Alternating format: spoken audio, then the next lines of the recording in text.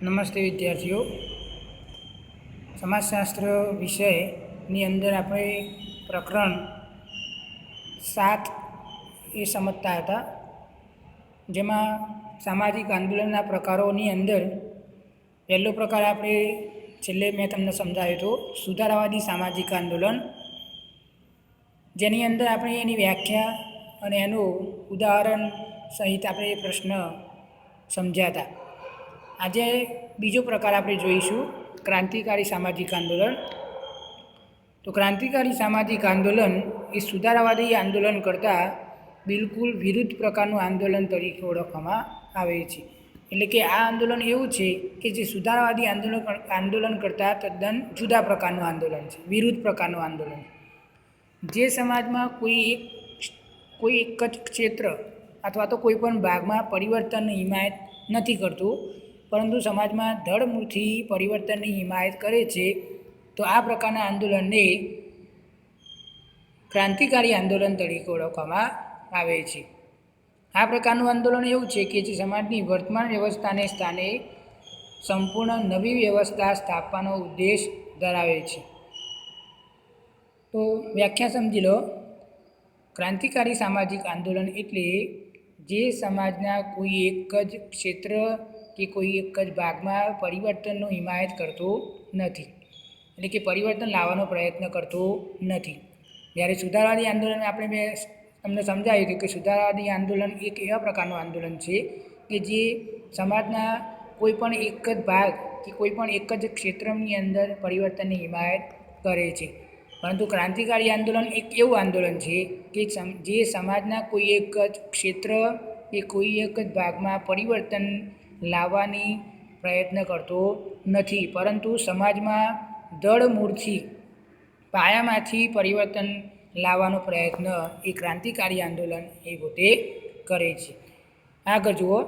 આ પ્રકારનું આંદોલન સમાજની વર્તમાન વ્યવસ્થાને સ્થાને, આ પ્રકારનું આંદોલન એ એવા પ્રકારનું આંદોલન છે કે જે સમાજની વર્તમાન વ્યવસ્થા, વર્તમાન એટલે કે ચાલી રહેલી વ્યવસ્થાને સ્થાને સંપૂર્ણ નવી જ વ્યવસ્થા સ્થાપવાનો ઉદ્દેશ આ આંદોલન પોતે ધરાવે છે. તો સંપૂર્ણ વ્યવસ્થાને સ્થાને નવા પ્રકારની વ્યવસ્થા સ્થાપવાનો ઉદ્દેશ આ આંદોલન એ પોતે ધરાવે છે. સમાજશાસ્ત્રી હર્બર્ટ બ્લ્યુમર, યાદ રાખજો, સમાજશાસ્ત્રી હર્બર્ટ બ્લ્યુમર ક્રાંતિકારી આંદોલનની નીચે પ્રમાણેની વિશેષતાઓ દર્શાવી છે. એમાં પહેલી વિશેષતા જુઓ. ક્રાંતિકારી આંદોલન સંપૂર્ણ સામાજિક વ્યવસ્થાનું પુનઃનિર્માણ કરે છે. જુઓ, ક્રાંતિકારી આંદોલન એક એવા પ્રકારનું આંદોલન છે કે જે સંપૂર્ણ સમાજની વ્યવસ્થાનું, સંપૂર્ણ રીતે જે સમાજની વ્યવસ્થા જે છે, તો એ સમાજની વ્યવસ્થાનું સંપૂર્ણ રીતે ફરીથી નિર્માણ કરવાનો પ્રયત્ન આ આંદોલન પોતે કરે છે. બીજો મુદ્દો. ક્રાંતિકારી આંદોલન વર્તમાન સમયમાં પ્રસ્થાપિત મૂલ્યો, વર્તમાન સમયના પ્રસ્થાપિત એટલે કે ચાલી રહેલા મૂલ્યો, રૂઢિઓ, રિવાજોને સ્થાને નવા નૈતિક મૂલ્યોની નવી યોજના રજૂ કરવાનું કાર્ય એ આ આંદોલન પોતે કરે છે. બરાબર. તો આ આંદોલન એવું છે કે વર્તમાન સમયગાળાની અંદર ચાલી રહેલા જે મૂલ્યો હોય, રૂઢિઓ હોય, રિવાજો હોય, તો એ રિવાજોને સ્થાને નવા નૈતિક મૂલ્યો, નવા પ્રકારની રૂઢિઓ, નવા પ્રકારના મૂલ્યો, નવા રિવાજોને નવી યોજના રજૂ કરવાનું કાર્ય આ આંદોલન પોતે કરે છે. ક્રાંતિકારી આંદોલન સમાજની સમસ્યાઓના ઉકેલ માટે વર્તમાન સંસ્થાઓમાં વિશ્વાસ ધરાવતું નથી, તેની સ્થાને નવી સંસ્થા શરૂ કરવામાં આ આંદોલન પોતે માને છે. તો ક્રાંતિકારી આંદોલન એવું છે કે આપણા સમાજની જે કંઈ સમસ્યાઓ હોય, જે કંઈ પ્રશ્નો હોય, તો એ પ્રશ્નો માટે આપણી વર્તમાન સંસ્થાઓ જેવી કે આપણી પોલીસ તંત્ર, ન્યાયતંત્ર, આપણી સંસદ, આ બધા ઉપર સમાજના લોકો વિશ્વાસ ધરાવતા નથી, એની સ્થાને નવી સંસ્થા શરૂ કરવામાં માને છે. ક્રાંતિકારી આંદોલનમાં લોકમત ઊભો કરવામાં આવતો નથી. એટલે કે આ આંદોલન એક એવા પ્રકારનું આંદોલન છે કે જેમાં લોકોનો મત, જનમત ઊભો કરવામાં આવતો નથી, પરંતુ લોકોને જ પોતાના પક્ષમાં લઈ લેવાનો પ્રયત્ન કરવામાં આવતો હોય છે. આ પ્રકારનું આંદોલન મોટાભાગે સમાજના નિમ્ન વર્ગોમાંથી ઉદ્ભવે છે. આ પોઈન્ટ ખાસ યાદ રાખજો. ક્રાંતિકારી આંદોલન એ મોટાભાગે એવા પ્રકારનો વર્ગ છે કે જે નિમ્ન વર્ગ છે, તો એ નિમ્ન વર્ગમાંથી જ આ પ્રકારનું આંદોલન ઉદ્ભવ્યું છે. કારણ કે નિમ્ન વર્ગોનું આપણું સમાજની અંદર શું થાય છે, એમનું શોષણ વધુ થતું હોય છે. નિમ્ન વર્ગોનું વધુ પડતું શોષણ થતું હોવાના કારણે આ પ્રકારનું ક્રાંતિકારી આંદોલન સમાજમાં નિમ્ન વર્ગો વધુ કરે છે. આ યાદ રાખજો પોઈન્ટ. છેલ્લો મુદ્દો, ક્રાંતિકારી આંદોલનમાં આપણો સમાજ બે ભાગની અંદર વહેંચાઈ જાય છે. જે તમે જાણો છો, ક્રાંતિકારી આંદોલનમાં આપણો સમાજ બે ભાગમાં વહેંચાયેલો છે. એમાં એક વર્ગ એવો છે કે જેની પાસે ઉત્પાદનના સાધનોની માલિકી છે, એટલે કે માલિક વર્ગ તરીકે આપણે ઓળખાય, જેની પાસે ઉત્પાદનના સાધનની માલિકી છે, દાખલા તરીકે કારખાનાનો માલિક.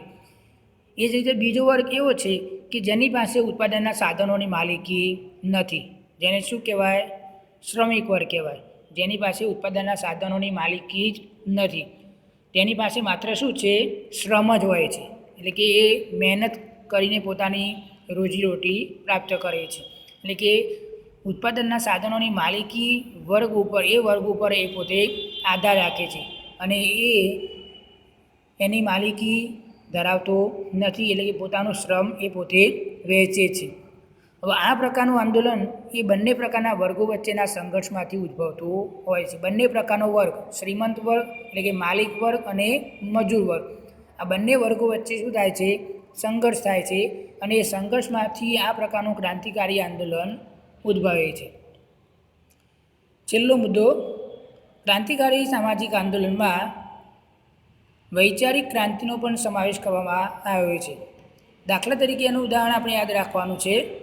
ભારતના સંદર્ભમાં જોઈએ તો ડૉક્ટર વર્ગીસ કુરિયન, જે અમૂલ ડેરીના સ્થાપક છે, એમનું નામ ડૉક્ટર વર્ગીસ કુરિયનના અમૂલ દ્વારા ઊભી થયેલી શ્વેત ક્રાંતિ અને વિનોબા ભાવેના ભૂદાન, ગ્રામદાન, સંપત્તિદાન દ્વારા સમાજમાં થયેલ ક્રાંતિ, આ બધી ક્રાંતિઓના ક્રાંતિકારી આંદોલનના મુખ્ય ઉદાહરણો આપણે લખી શકીએ છીએ, આપણે સમજી શકીએ છીએ. હવે સુધારાવાદી આંદોલન અને ક્રાંતિકારી આંદોલન વચ્ચેનો તફાવત. આ પ્રશ્ન તમારે પરીક્ષાની અંદર ખાસ તૈયાર કરવાનો છે. બોર્ડની પરીક્ષાની અંદર 5 ગુણનો પ્રશ્ન, એટલે કે તફાવતનો આ પ્રશ્ન વારંવાર પૂછાયેલો છે. એટલે તમારે, મેં તમને આગળ સૂચના આપી હતી આગળના વિડીયોની અંદર, કે જો તમે સુધારવાદી અને ક્રાંતિકારી આંદોલનનો તફાવત તૈયાર કરશો તો તમને તફાવતના મુદ્દા યાદ રાખી શકશો. તફાવત તૈયાર કરશો તો તમને ટૂંક નોટ તમે એના આધારે લખી શકો છો. તો તફાવત આપણે જોઈએ, સુધારાવાદી સામાજિક આંદોલન અને ક્રાંતિકારી સામાજિક આંદોલન. પહેલો મુદ્દો, સુધારાવાદી સામાજિક આંદોલન સમાજના આંશિક પરિવર્તન સાથે જોડાયેલું હોય છે. સુધારવાદી સામાજિક આંદોલન આંશિક કે અમુક જ ક્ષેત્ર કે અમુક ભાગમાં જ પરિવર્તનની હિમાયત કરે છે, એટલે કે પરિવર્તન સાથે આ આંદોલન જોડાયેલું છે. સુધારાવાદી આંદોલન સમાજના આંશિક પરિવર્તન, એ મુદ્દા પર આપણે ટીક કરીશું. આંશિક, અમુક જ ક્ષેત્ર, અમુક જ ભાગમાં પરિવર્તન સાથે આ આંદોલન જોડાયેલું છે. જ્યારે ક્રાંતિકારી સામાજિક આંદોલન સમાજના સંપૂર્ણ પરિવર્તન સાથે જોડાયેલું છે. સમાજની અંદર સંપૂર્ણ જે ધડમૂળથી પરિવર્તન લાવવાની હિમાયત આ ક્રાંતિકારી આંદોલન કરે છે. જે મેં તમને આગળ સમજાવ્યું, ક્રાંતિકારી આંદોલન સંપૂર્ણ પરિવર્તન, અંડરલાઈન કરીશું, સંપૂર્ણ પરિવર્તન સાથે જોડાયેલું છે. બીજો મુદ્દો, સુધારવાદી સામાજિક આંદોલન પ્રસ્થાપિત સામાજિક વ્યવસ્થામાં સુધારણા કેન્દ્ર સ્થાને હોય છે. પ્રસ્થાપિત સામાજિક વ્યવસ્થામાં, પ્રસ્થાપિત એટલે કે ચાલી રહેલી સમાજની વ્યવસ્થામાં જે આ આંદોલન સુધારણા કરવી એ એના માટે બહુ અગત્યનું છે, કેન્દ્ર સ્થાને હોય છે. સામાજિક વ્યવસ્થામાં સુધારણા, એના પર અંડરલાઈન કરીશું. જ્યારે ક્રાંતિકારી સામાજિક આંદોલન પ્રસ્થાપિત સામાજિક વ્યવસ્થાને સંપૂર્ણપણે નકારે છે. પ્રસ્થાપિત સામાજિક વ્યવસ્થાની અંદર જે સમાજના રૂઢિઓ, રિવાજો, મૂલ્યો, આ બધું જે ઘડાયેલું છે, તો એ જૂની વ્યવસ્થાને દૂર કરીને નવી વ્યવસ્થા, સંપૂર્ણપણે નવી વ્યવસ્થા પ્રસ્થાપિત કરવાનો પ્રયત્ન એ પોતે કરે છે. પ્રસ્થાપિત, ચાલી રહેલી જે જૂની પરંપરાગત વ્યવસ્થા છે, તો એને સ્થાને નવી વ્યવસ્થા પ્રસ્થાપિત કરવાનો પ્રયત્ન આ ક્રાંતિકારી આંદોલન પોતે કરે છે. ત્રીજો મુદ્દો, સુધારવાદી સામાજિક આંદોલન સાથે આદર અને સન્માન જોડાયેલું હોય છે. અંડરલાઈન કરો, આદર અને સન્માન. સુધારવાદી સામાજિક આંદોલન એવું છે કે એની અંદર આદર અને સન્માન એની અંદર જોડાયેલું હોય છે. દાખલા તરીકે તમે રાજારામ મોહન રાય, મહર્ષિ કેશવ કર્વે વગેરે જે આંદોલન કર્યા છે, તો એ લોકોએ જે આંદોલન કર્યા પછી એમને સમાજની અંદર આદર અને સન્માન એમને મળેલું છે. તો આ આંદોલનની અંદર આદર અને સન્માન સાથે આ આંદોલન જોડાયેલું છે. જ્યારે ક્રાંતિકારી સામાજિક આંદોલન સાથે આદર અને સન્માન જોડાયેલું હોતું નથી. આ આંદોલન એવું છે કે એની અંદર કોઈ પણ જાતનું આદર અને સન્માન મળતું નથી, કારણ કે સમાજના સ્થાપિત જે નિયમો છે, વ્યવસ્થાનો જે અસ્વીકાર આ આંદોલન દ્વારા કરવામાં આવતો હોય છે. તો આ આંદોલન એવું છે કે એની અંદર દરેક વ્યક્તિ જે આંદોલન કરે છે તો એને આદર અને સન્માન મળતું હોતું નથી, પરંતુ સમાજના સ્થાપિત નિયમો, જે ઘડાયેલા જે નિયમો છે, સમાજની વ્યવસ્થા છે, તો એ સમાજની વ્યવસ્થાનો અસ્વીકાર કરવામાં આવતો હોય છે, જેથી કરીને આ આંદોલન એ બહુ આદર અને સન્માન સાથે જોડાયેલું હોતું નથી. ચોથો મુદ્દો જુઓ, લોકમતને સમસ્યાના સમાધાન માટે તૈયાર કરવામાં આવે છે. લોકમત, જનમત, લોકમત એટલે કે લોકોનો મત. લોકોનો મત જાણીને એમની જે પરંપરાગત જે સમસ્યા છે, જે ચાલી રહેલી જે પ્રસ્તાવિત સમસ્યાઓ છે, સમાજની ચાલી રહેલી સમસ્યાઓ છે, તો એ સમસ્યાઓના સમાધાન માટે લોકોનો મત તૈયાર કરીને એ અંગે જાગૃત કરવામાં આવે છે. લોકોને જાણીને એ અંગે સુધારણા લાવવાનો પ્રયત્ન કરવામાં આવતો હોય છે. અમુક સમસ્યાઓ એવી કે જે સમાજના બધા જ લોકો માટે એ સમસ્યાઓ બહુ નડતરરૂપ હોય, સમસ્યારૂપ હોય, તો એ સમસ્યાઓ પ્રત્યે લોકોનો જનમત પ્રાપ્ત કરીને એ અંગે સમાધાન લાવવા માટે, સુધારો કરવા માટે લોકોને તૈયાર કરવામાં આવતા હોય છે. જ્યારે ક્રાંતિકારી આંદોલન એ આંદોલનમાં જબરજસ્તીથી લોકોને પોતાના પક્ષમાં લેવાનો પ્રયત્ન કરવામાં આવતો હોય છે. આ આંદોલન એવું છે કે લોકોનો જનમત લેવામાં આવતો નથી, પરંતુ જબરજસ્તીથી લોકોને પોતાના પક્ષમાં લઈ લેવાનો પ્રયત્ન થતો હોય છે. પાંચમો મુદ્દો, સુધારવાદી સામાજિક આંદોલન મધ્યમ વર્ગ દ્વારા ચલાવવામાં આવે છે.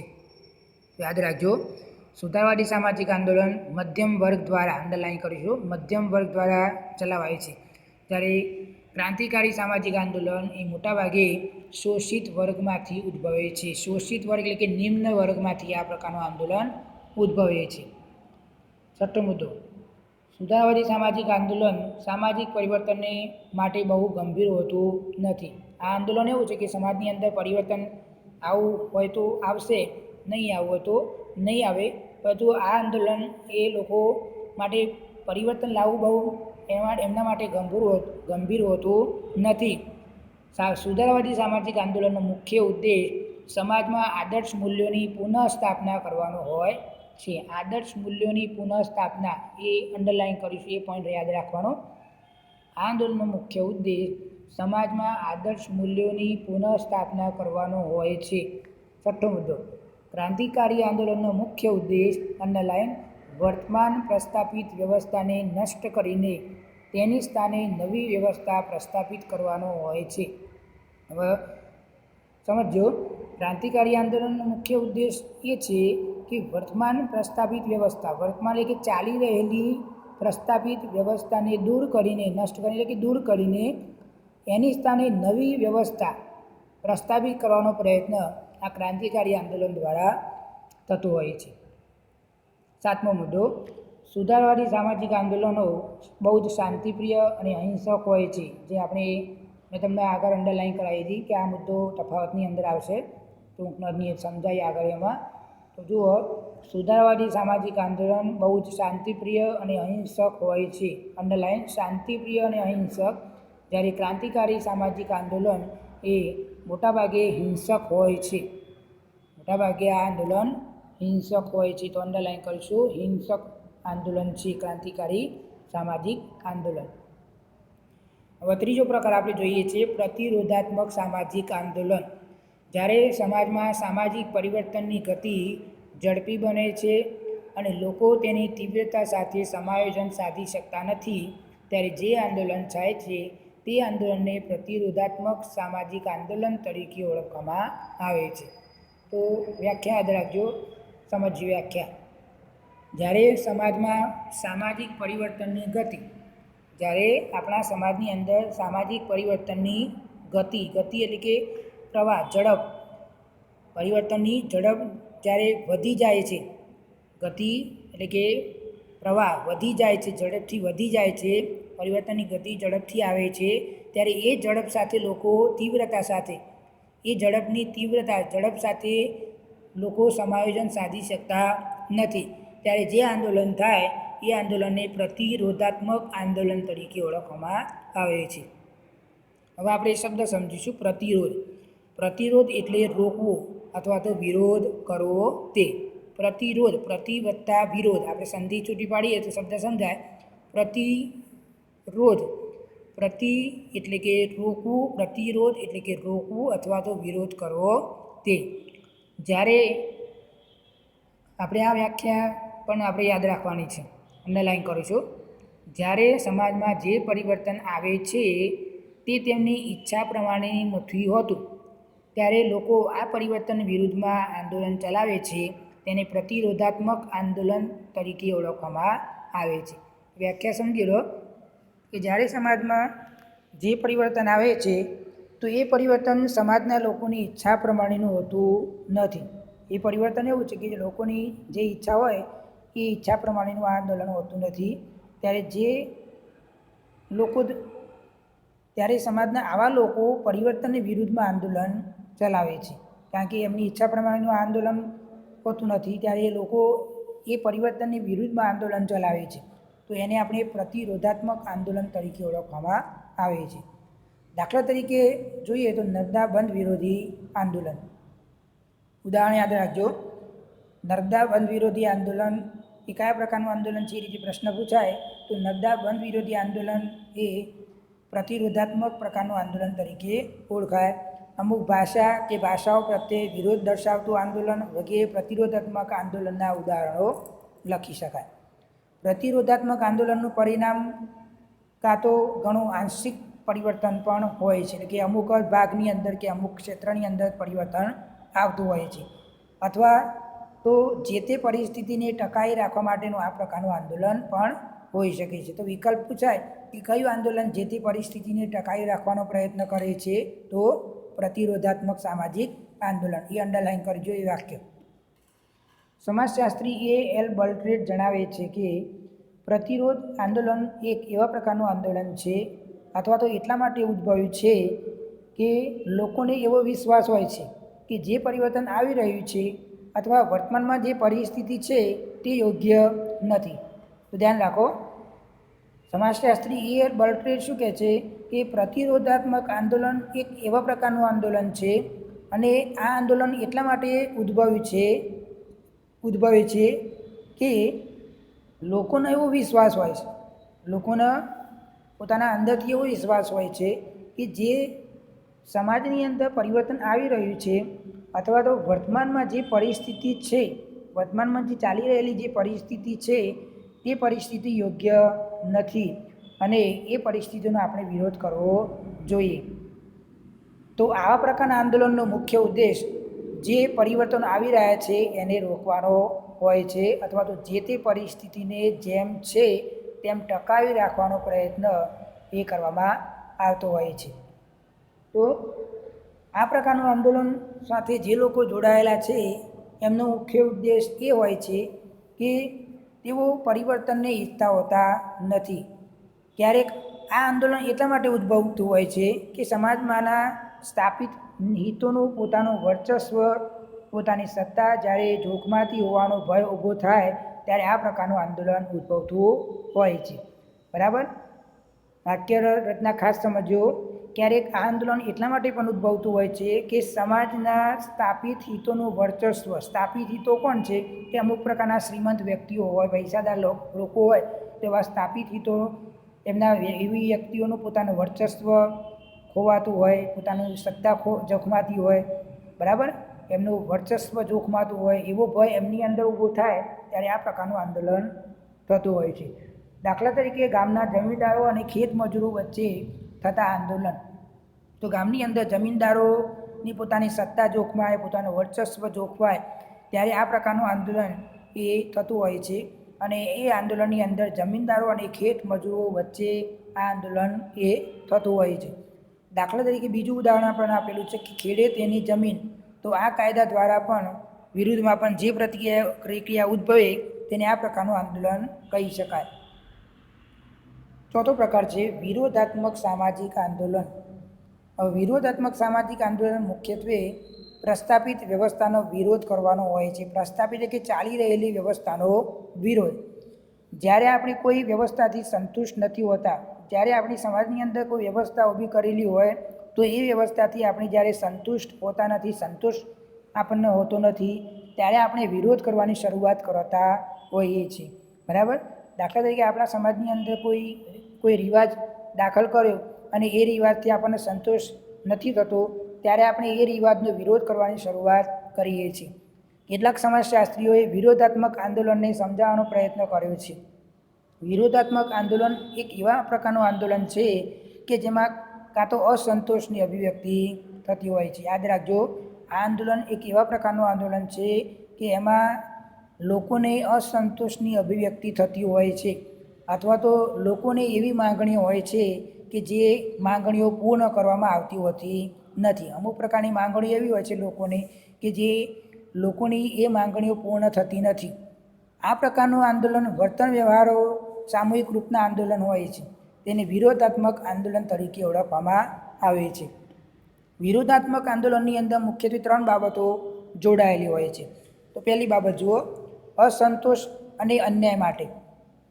સમાજની અંદર કેટલીક ઘટનાઓ જે સમાજમાં યોગ્ય લાગતી ન હોય તેમજ કલ્યાણકારી લાગતી હોય ત્યારે એનો વિરોધ કરવાની શરૂઆત થતી હોય છે. તો જુઓ, પહેલો મુદ્દો અસંતોષ અને અન્યાય માટે. આપણે એ જાણીએ છીએ કે આપણા સમાજની અંદર ઘણી બધી ઘટનાઓ એવી છે કે એ ઘટનાઓ સમાજને યોગ્ય લાગતી નથી. તો એ સમાજની અંદર યોગ્ય લાગતી ન હોય, એવી અન્યાયકારી લાગતી હોય તો એવી ઘટનાઓ ન બનવી જોઈએ, એનો વિરોધ કરવાની શરૂઆત એ સમાજની અંદર થતી હોય છે. બીજો મુદ્દો માંગણીઓ માટે. સમાજમાં કેટલીક ઘટનાઓ ન બનવી જોઈએ, અથવા જો આવી ઘટના બની તો એના વિરુદ્ધમાં માંગણી એ શરૂ થાય છે. તો આપણે જાણીએ છીએ કે આપણા સમાજની અંદર ઘણી બધી ઘટનાઓ જે બને છે અને આ બધી ઘટનાઓ એ ન બનવી જોઈએ. જો આવી કોઈ ઘટના બની તો એના વિરુદ્ધમાં આપણી માંગણી એ શરૂ થાય છે.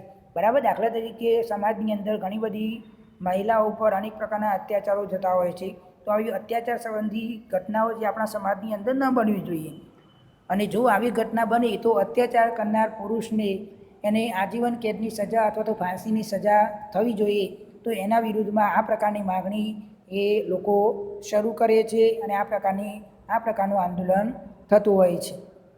ત્રીજો મુદ્દો પ્રતિરોધ માંગણીઓ માટે.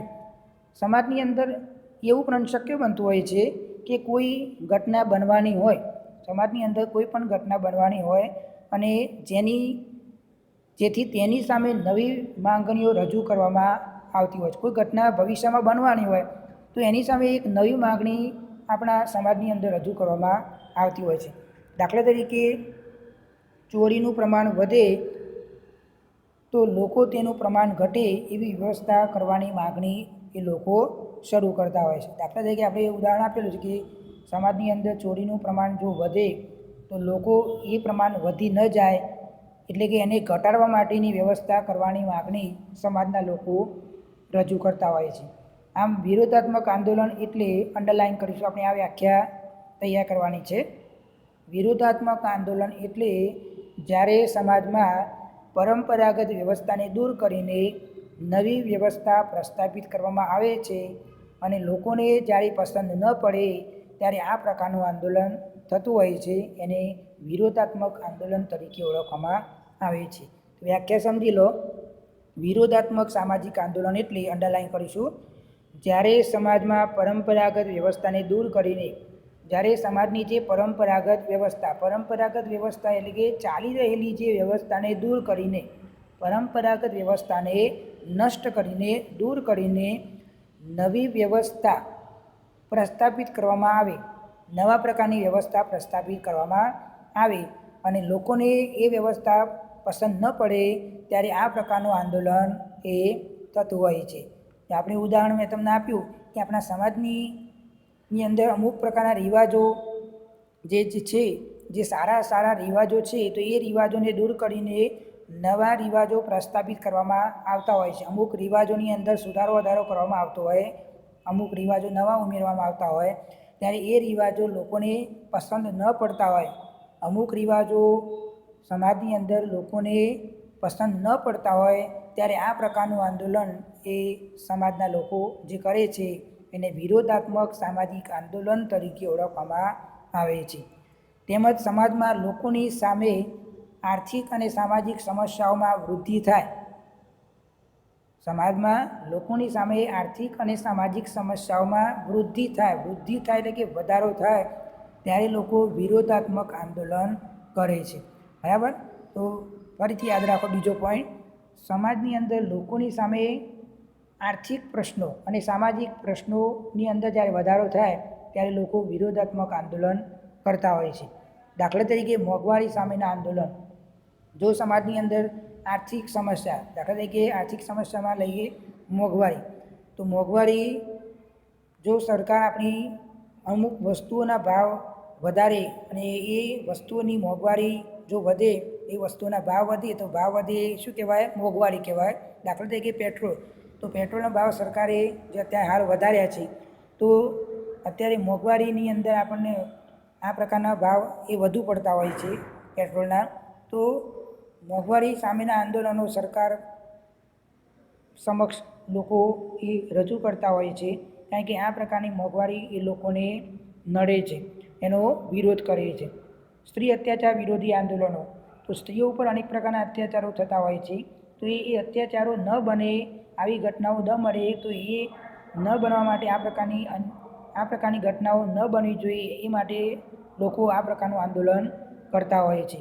વિરોધાત્મક આંદોલન, વિકસિત સમાજ હોય કે અવિકસિત સમાજ હોય, દરેક પ્રકારના સમાજની અંદર આ પ્રકારનું આંદોલન જોવા મળતું હોય છે. મોટાભાગે આ આંદોલન એ મોટાભાગે લોકશાહી સમાજની અંદર જોવા મળે છે. તો આપણે આટલા સુધી રાખીએ છીએ. પરીક્ષાની અંદર આ ચારે ચાર ટૂંક નોંધોમાંથી ગમે તે 2 અથવા તો 3 ટૂંક નોંધો પૂછાશે. તફાવત તો ખાસ આપણે તૈયાર કરીશું. તફાવતના મુદ્દા બધાને ખાસ આવડવા જોઈએ. જો તમે ફરીથી સૂચના આપું છું, તફાવત આખો તૈયાર કરી દેજો, દરેક પોઈન્ટ વાઇઝ. જો તફાવત પૂછાય તો તમે તફાવતના મુદ્દા તમે તૈયાર કરેલા હશે, તમે લખી શકશો. તફાવત તૈયાર કરેલો હશે તો ટૂંક નોંધ લખી શકશો. બાકીના 2 પ્રકારો, વિરોધાત્મક સામાજિક આંદોલન અને પ્રતિરોધાત્મક સામાજિક આંદોલન, એટલે તમારી પછી બે જ ટૂંક નોંધો કરવાની રહેશે. આગળનો જે પ્રશ્ન છે સ્વચ્છતા આંદોલન, એ આપણે હવે બીજા વિડીયોની અંદર આ પ્રશ્ન આપણે સમજી લઈશું. એટલે આ પાઠનું જે સ્વાધ્યાયના કેટલાક જે ટૂંકા પ્રશ્નો છે, વિકલ્પો છે, એ બીજા વિડીયોની અંદર હવે 3જા નંબરનો જે વિડીયો આપણે મોકલીશું એની અંદર આ પ્રશ્ન પૂરો કરી અને સ્વાધ્યાયના ટૂંકા પ્રશ્નો વિકલ્પોની આપણે સમજૂતી એ વખતે સમજાવી દઈશું, એટલે આપણે પાઠ એ સંપૂર્ણ રીતે પૂર્ણ થશે. એકમ કસોટી 3, એકમ કસોટીની સૂચના તમને વોટ્સએપ દ્વારા જાણ કરવામાં આવશે. ત્રીજી એકમ કસોટી જે સમાજશાસ્ત્ર વિષયની અંદર લેવાશે. બીજા વિષયની તો આવશે જ, પરંતુ આ વિષયની અંદર પણ એકમ કસોટી તમારી રહેશે. 6થું પ્રકરણ જે ખરું આપણું સમૂહ સંચારના માધ્યમો અને સમાજ, માત્ર એક જ ચેપ્ટરની જ એકમ કસોટી આપણે કાઢેલી છે, એટલે એ પ્રકરણ તમારે ખાસ તૈયાર કરવાનું રહેશે. હું તમને ઓનલાઈન ક્લાસની અંદર સૂચના હું આપવાનો છું, એટલે તમારે એ પ્રમાણે પરીક્ષાની તૈયારી કરવાની રહેશે. એકમ કસોટી એટલે એ પ્રમાણે તમારે ખાસ ધ્યાનમાં રાખવાનું રહેશે. પરીક્ષાલક્ષી પ્રશ્નો જે તમને કીધેલા હતા, મેં તૈયાર કરાયા હતા ઓનલાઈન ક્લાસની અંદર, અને મેં તમને મોકલેલા હશે કદાચ, તો જો ન મોકલેલા હશે તો હું તમને વોટ્સએપ દ્વારા એ પ્રશ્નો હું તમને મોકલી દઈશ, એટલે એ પ્રશ્નો તમારે તૈયાર કરવાના રહેશે. અને એ પ્રમાણે તમારી એકમ કસોટી નિયમિત લખી અને તમારે મોકલાવાની રહેશે.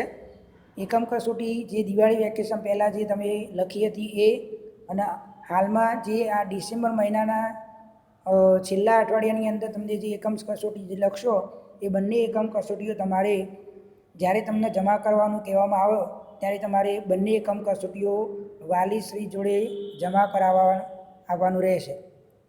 બરાબર, એટલે એ બાબત ખાસ તમારે ધ્યાનમાં રાખવાની રહેશે. આગળનો જે નેક્સ્ટ પ્રશ્ન સ્વચ્છતા આંદોલન એ બીજા વિડીયોની અંદર સમજીશું. આભાર.